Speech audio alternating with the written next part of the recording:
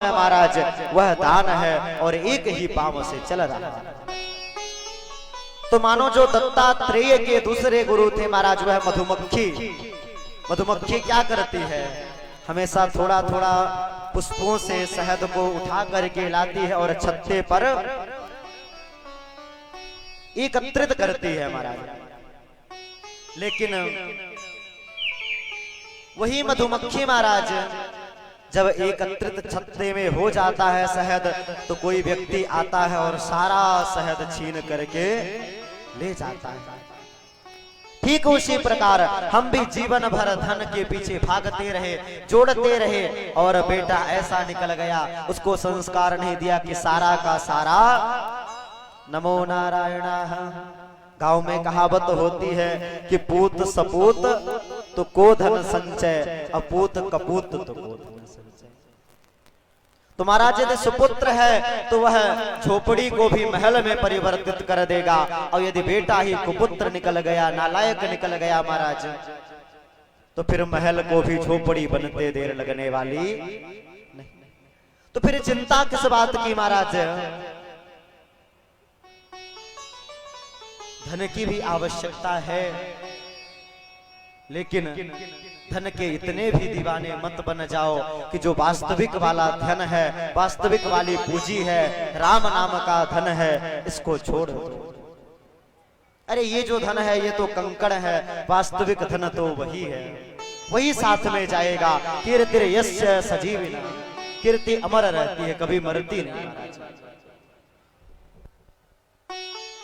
मानो इस प्रकार से धन की तीन गतियों को बताया गया, दान, भोग और नाश। सबसे अच्छी गति कौन सी है धन की, कि दान कर दो। और शास्त्र भी यही कहते हैं महाराज कि 100 काम छोड़ के भोजन करो, 1000 काम छोड़ के स्नान करो, और 1 लाख कार्य छोड़ करके दान दो, और सब काम छोड़ करके भगवान का भजन करो। तो सबसे उत्तम गति है दान।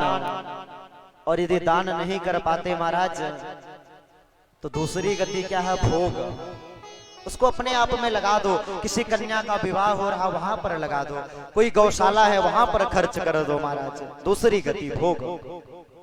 और तीसरी गति क्या है, नाश। तीसरी गति है महाराज, क्योंकि ये लक्ष्मी जो है अत्यंत चंचला है महाराज,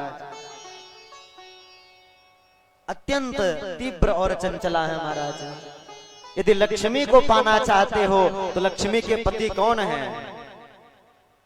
नारायण।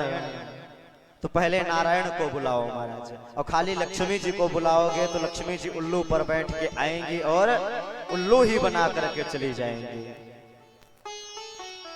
तो लक्ष्मी जी को यदि पाना है तो सबसे पहले जो लक्ष्मी के पति हैं, लक्ष्मी के स्वामी हैं, भगवान नारायण को याद करो। और जब लक्ष्मी और नारायण दोनों साथ साथ में आएंगे तब जीवन का मंगलमय होगा।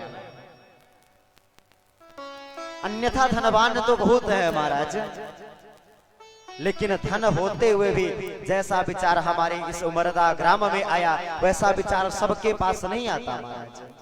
धनवान तो बहुत है, लेकिन धर्म कार्य के लिए जो आगे रहते हैं ऐसे कम। इस प्रकार से महामुनि सुखदेव जी महाराज परीक्षित को उपदेश देते हुए मनवंतरों का वर्णन करते हैं कि 4 युगों के बाद जब 1-1000